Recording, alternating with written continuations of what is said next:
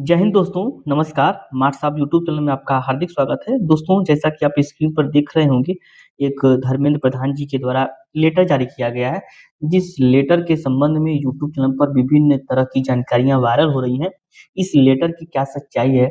क्या सभी शिक्षकों को टीईटी की अनिवार्यता से छूट दे दिया गया है या सरकार के द्वारा इस दिशा में कोई कदम बढ़ाया जा रहा है? इन तमाम बातों को इस वीडियो में हम चर्चा करेंगे। इससे पहले यदि आप चैनल पर नए हैं तो चैनल को सब्सक्राइब कर दीजिए तथा अपने दोस्तों को शेयर भी कर दीजिए। दोस्तों, यह आपका मंच है, यह आपकी आवाज़ है। दोस्तों, इस मंच को जितना ज़्यादा से ज़्यादा सशक्त करेंगे, वह शिक्षकों के लिए हितकर उतना ही ज़्यादा होगा। क्योंकि जितना ज़्यादा इस मंच को सब्सक्राइब करके आप सशक्त करेंगे, उतनी ही ज़्यादा आवाज़ आपकी अधिक लोगों तक पहुँचेगी, जो इस संबंध में कुछ कार्रवाई कर सकेंगे। दोस्तों, आज के इस वीडियो में हम चर्चा करने वाले हैं, जैसा कि आपको पहले भी बता दिए हैं, एक लेटर के बारे में जो माननीय धर्मेंद्र प्रधान जी के द्वारा जारी किया गया है। तो इसकी क्या सच्चाई है, इस वीडियो में परत दर परत देखते हैं और क्या आगे हो सकता है। क्या इस लेटर के बाद सभी कुछ खत्म हो गया है? क्या सभी शिक्षकों को राहत मिल गया है? दोस्तों, इस संबंध में मैं जो आपको लेटर दिखाने जा रहा हूँ, वह ministry of education, government of India के नाम है, जो 17 दिसंबर 2025 को जारी किया गया है, जिसका मुख्य कोटेड पॉइंट है कि सभी शिक्षकों को राहत दिया जाए जिनकी नियुक्ति 29 जुलाई 2011 के पहले उत्तर प्रदेश में हो गई थी। दोस्तों, हमारे यूट्यूब चैनल के माध्यम से लगातार शिक्षकों के हित में मांग किया जा रहा है कि उन सभी शिक्षकों को राहत दिया जाए जिनकी नियुक्ति 1 सितंबर 2025 के फैसले से प्रभावित हो रही है।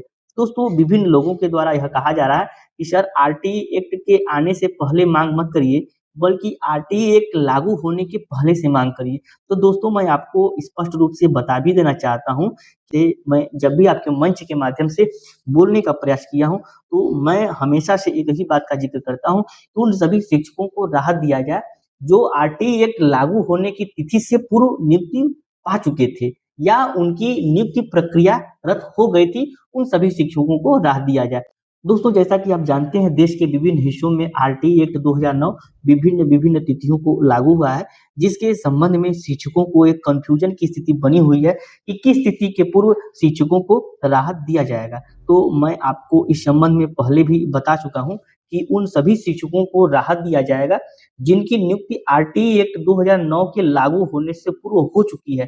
चाहे आपके प्रदेश में वह तिथि जो भी हो, यह मायने नहीं है। दोस्तों, यह जो लेटर है वह धर्मेंद्र प्रधान जी के नाम से है, जो भारत सरकार के शिक्षा मंत्री हैं, जो इस लेटर के जारी करता है। दोस्तों, जैसा कि इस लेटर पर आप डेट देख पा रहे हैं, 17/12/2025, 17/12/2025 को एक लेटर जारी किया गया है माननीय धर्मेंद्र प्रधान जी के द्वारा, जिसमें कहा गया है, प्रिय अरुण कुमार सागर जी।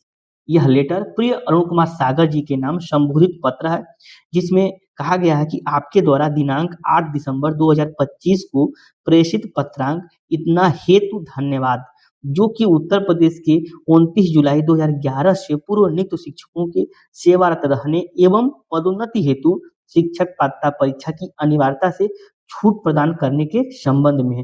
दोस्तों, अरुण कुमार गोयल जी हैं, जो संसद सदस्य हैं, उनके द्वारा धर्मेंद्र प्रधान जी को एक लेटर लिखा गया था, जिसमें यह मांग किया गया था कि उत्तर प्रदेश में 29 जुलाई 2011 के पूर्व जितने भी नियुक्त शिक्षक हैं, उनको टीईटी की अनिवार्यता से राहत दिया जाए, वहीं पदोन्नति में भी टीईटी की अनिवार्यता को न रखा जाए। इस संबंध में उन्होंने धर्मेंद्र प्रधान जी को एक लेटर लिखा था, जिस लेटर को कोटेड करते हुए माननीय धर्मेंद्र प्रधान जी ने अरुण कुमार गोयल जी के नाम से एक पत्र जारी किया है, जिसमें अरुण कुमार गोयल जी को उन्होंने यह सूचित किया है कि आपका यह पत्रांक का जो लेटर है हमको प्राप्त हुआ है, और जो लेटर प्राप्त हुआ है तो उसको संबंधित विभाग को अग्रेसित कर दिया गया है कार्रवाई हेतु। तो दोस्तों, सभी शिक्षकों के मन में यह हो गया कि टीईटी की अनिवार्यता से छूट दिया गया है।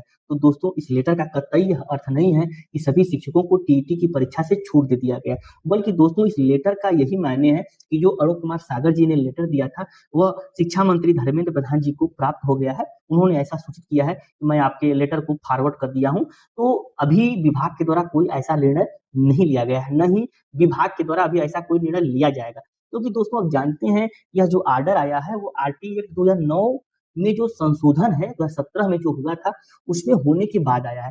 तो जब तक से इसे सुप्रीम कोर्ट के द्वारा रिमांड बैक नहीं किया जाए, या तो संसद के द्वारा उस प्रभाव को ही निरस्त किया जाए, जिन प्रभावों को 2017 में आरटीई एक्ट में लागू किया गया था। उसके बाद जो एनसीटीई का अधिनियम 1993 है, उसमें संशोधन करने के बाद ही सभी शिक्षकों को राहत दिया जाएगा। तो दोस्तों, इस बात को अपने मन से निकाल दीजिए कि कोई पत्र आता है तो इसका यही तात्पर्य है कि हमको छूट दिया गया है, ऐसा नहीं है। जब तक संसद से कोई अध्यादेश या संसद में कोई ऐसा बिल पास नहीं होता है या फिर सुप्रीम कोर्ट के द्वारा अपने आदेश को बैक नहीं किया जाता है, तब तक शिक्षकों को राहत मिलने की उम्मीद नहीं है, क्योंकि यह मामला सुप्रीम कोर्ट के द्वारा दिया गया है। दोस्तों, इस लेटर का केवल यही मायने था, लेटर प्राप्त हुए हैं, उसे फॉरवर्ड कर दिया गया है और आगे कार्रवाई हेतु भेज दिया गया है। तो सभी शिक्षक संगठन अपने अपने स्तर से अपनी बात को मनवाने के लिए लोहा ले रहे हैं और निश्चित रूप से मैं आपके मंच के माध्यम से यह गारंटेड कह सकता हूं कि उन सभी शिक्षकों को राहत मिलेगा जिनकी नियुक्ति आरटीई एक्ट 2009 लागू होने के पूर्व हो चुकी थी। उन सभी शिक्षकों को राहत मिलेगा। सत्य परेशान हो सकता है, लेकिन पराजित नहीं, धैर्य रखना है। आज नहीं तो कल सवेरा जरूर होगा और उन सभी शिक्षकों को राहत जरूर मिलेगा जो कि 1 सितंबर 2025 के फैसले से प्रभावित हैं। दोस्तों, मैं उन सभी शिक्षकों से एक निवेदन भी करना चाहूँगा कि आप लोग धैर्य बनाए रखिए, संगठित रहिए एवं अपने इस मंच को सशक्त करिए। अपनी आवाज़ को और बुलंद करिए और इस मंच को ज़्यादा से ज़्यादा शेयर करिए, जिससे कि आपकी आवाज़ और अधिक लोगों तक पहुँचे, आपकी जो भी माँगे हैं उनको सुना जाए। दोस्तों, आने वाले दिनों में निश्चित रूप से शिक्षकों के हित में फैसले आने वाले हैं।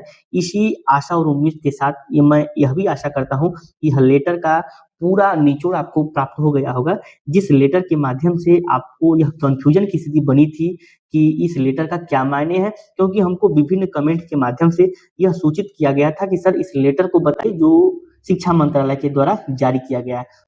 तो शिक्षा मंत्रालय के द्वारा जो भी लेटर जारी किए गए थे, मैंने उनको आपको पूरी तरह भली-भाँति समझा दिया है।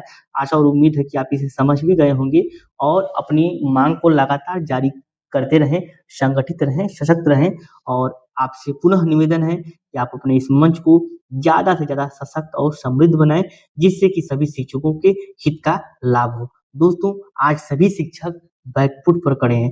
जो छोटे से छोटे बच्चों की ज़िंदगी को सँवारते हैं, आज वही शिक्षक अपनी नौकरी की भीख माँग रहे हैं। तो आज यह आवाज़ एक शिक्षक की नहीं, बल्कि उनके माता-पिता की है, उनके बच्चों की पढ़ाई की है, माता-पिता की दवाई की है एवं उनके यूँ कहिए तो पूरी ज़िंदगी का ही है, जिन्होंने सिर्फ़ 30 साल का अपना अहम समय शिक्षा विभाग को दे दिया और शिक्षा विभाग आज यह कहते हुए उनको बैकफुट पर ढकेल दे कि आप योग्य नहीं हैं। तो मैं इस योग्यता को मानने वाला नहीं हूँ।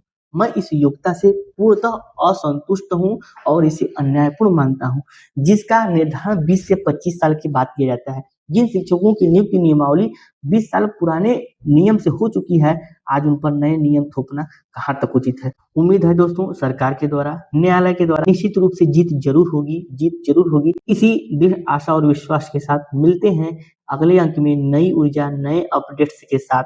तब तक के लिए नमस्कार, धन्यवाद, वंदे मातरम, भारत माता की जय।